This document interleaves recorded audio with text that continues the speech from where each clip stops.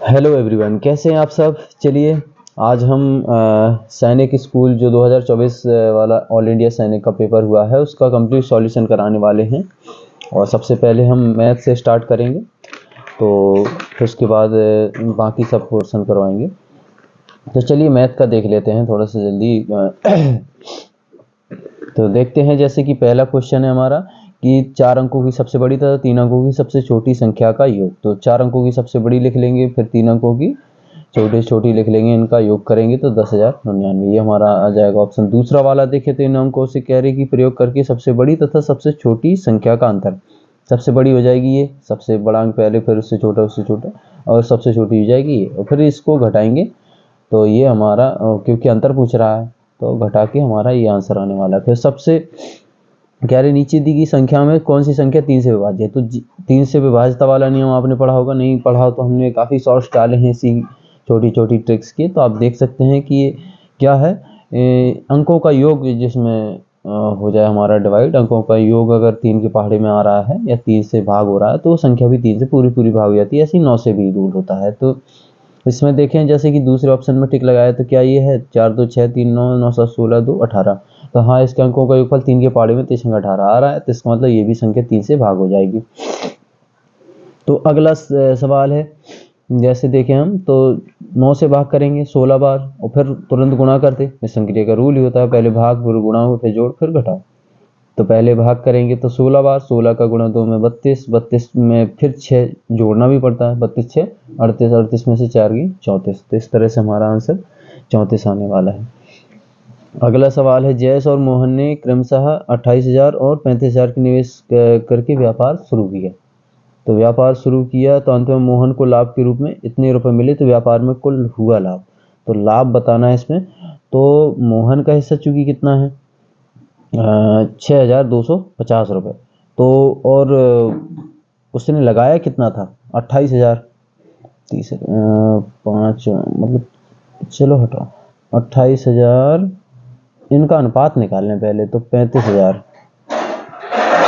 तो उन्होंने इस अनुपात में 7 चौके 28, 7 पंच 35, 4:5 में इन्होंने पैसे लगाए। तो इसी अनुपात में इन्हें पैसा भी मिलेगा, इसी अनुपात में इन्हें पैसा मिलेगा, यानी कि इसको मिला है 6,250। तो अब इसको कितना मिलेगा, इसको उसी हिसाब से बढ़ाएंगे। तो 4 से कितने का गुणा किया है कि ये इतना आ जाए, ऐसे इसमें बस उसको गुणा कर लेंगे। तो 4 से भाग कर दे, 4 एकम 4, एक मिनट, सॉरी, इसको जयेश और मोहन, चूंकि ये मोहन का लाभ है और हमने जयेश के स्थान पे लिख दिया ये, जबकि जो जयेश को नहीं मोहन को मिल रहा है।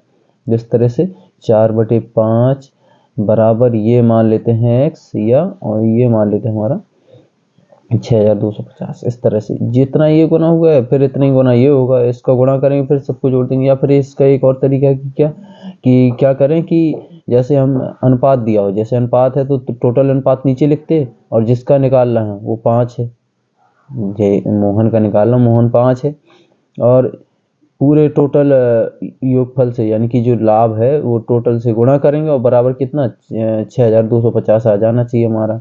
बस इससे हम निकालेंगे तो ये पूरा टोटल लाभ आ जाएगा सीधा गुणा बटे 5। तो इसको भाग करेंगे तो 5 1250, ठीक है, और 1250 गुणे 9 करेंगे तो 11,250। इस तरह से हमारा ये तीसरा ऑप्शन आ जाएगा। पीली और काली दाल के 20 किलोग्राम मिश्रण में 4 किलोग्राम काली दाल है। मिश्रण में काली दाल और पीली दाल का अनुपात, तो 20 किलोग्राम के मिश्रण में पूरा है 20, अगला है पूरा है 20, और 20 में 4 किलोग्राम काली दाल है। तो काली और पीली दाल, तो 4 काली है तो बाकी 16 पीली होगी, तो 1:4 हो जाएगा हमारा। तो अगला सवाल है जैसे कि ये वाला, इसमें इंग्लिश में देखिए, यहाँ है हमारा सवाल, क्योंकि सिंपल पेपर है, ज़्यादा वो नहीं है इसमें। 199 का रोमन अंकों में सही निरूपण होगा। तो 199 का भाई, उसमें तो 100 सी बराबर होता 100, फिर 190 + 9 लिखना पड़ेगा, तो सी, और फिर ये 90 हो गया, सी में से 10 घटाएंगे तो 90, और ये 999। तो ये तीसरा ऑप्शन सही हो जाएगा। इसमें देखें तो ये हमारा इसको अगर हम अंकों में लिख लें तो ये 10 10 20 और 1 21 है, और ये हमारा 15 है, माइनस ये 6 है, प्लस ये m मतलब 1000 और c मतलब 100 और ये 50, तो 1150, तो ये हो गया, और 20 70 3 73, तो 1173 हो गया हमारा। तो ये कोष्टक में था, तो घटाएंगे तो ये हमारा 15 21 में से 15 की 6, और ये प्लस का 6 और ये माइनस का 6, तो ये घट जाएगा, 0 बचेगा, यही हमारा आंसर हो जाएगा। तो इतनी जिसमें दिख रहा हो, तो ये हमारा पहले ही में दिख रहा है सीधा सीधा, तो पहला ऑप्शन हो जाएगा सीधा सीधा।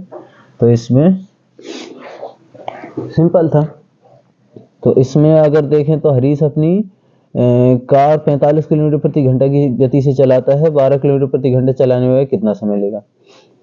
12 किलोमीटर चलाने में कितना समय लेगा, तो सिंपल है, कुछ भी नहीं करना है कि क्या है, जैसे 45 किलोमीटर जाता 60 मिनट में, सीधा सीधा लिख लीजिए, 45 किलोमीटर जाता है प्रति घंटा तो 60 मिनट, तो 12 किलोमीटर जाएगा कितना, 12 किलोमीटर जाएगा x मिनट में, भाई कम दूरी कम समय में, ज़्यादा दूरी ज़्यादा समय में, तो तीरों के निशान एक दिशा में होंगे। तो क्या करते, कैंची गुणा, तो सीधा 12 गुणे 60 बटे ये हमारा 45 इधर भाग में आ जाएगा, बराबर x। तो 15 3 45, 15 चौके 60, 3 से 4 4 चौके 16, तो ये हमारा 16 हमारा आंसर आ जाएगा। रतन 40 मिनट में 24 किलोमीटर की दूरी तय करता है, यदि वह अपनी गति 4 किलोमीटर प्रति घंटा बढ़ा दे तो उसी दूरी को तय करने में वह कितना समय लेगा। तो ये भी सिंपल है, 40 मिनट में 24 किलोमीटर की दूरी तय करता है, तो इसकी चाल निकालने पहले कि चाल क्या है, 4 किलोमीटर प्रति घंटा, क्योंकि बढ़ानी भी है फिर, तो 40 मिनट में 24 किलोमीटर, तो 24 बटे 60, इसको घंटे में बदल लें, 40 बटे 60 करके, तो 2 बटे 3, ये हमारा 2 बटे 3 आ गया, तो 2 नीचे रह जाएगा, 3 ऊपर चला जाएगा, 2 से 12 3 36 किलोमीटर प्रति घंटा उसकी चाल आ गई।